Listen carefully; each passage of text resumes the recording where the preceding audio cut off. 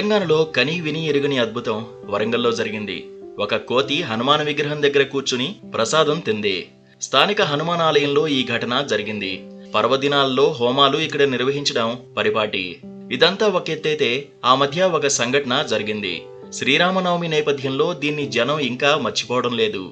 ఇక్కడ ఎవరూ ఊహించిన విధంగా ఒకరోజు ఒక కోతి నేరుగా ఆలయంలోకి వెళ్లి హనుమాన్ విగ్రహం దగ్గర చేరింది. అనంతరం తీర్థ ప్రసాదాలు స్వీకరించిన జనాన్ని షాక్ చేసింది.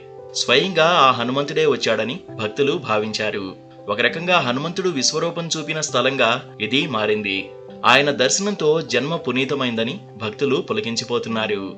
జనాన్ని హనుమ వానర రూపంలో ఆశీర్వదించిన సందర్భం ఇది. కొండలు కోనలు దాటి తన గుడిలో తానే స్వయంగా ప్రసాదం స్వీకరించిన అద్భుతమిది.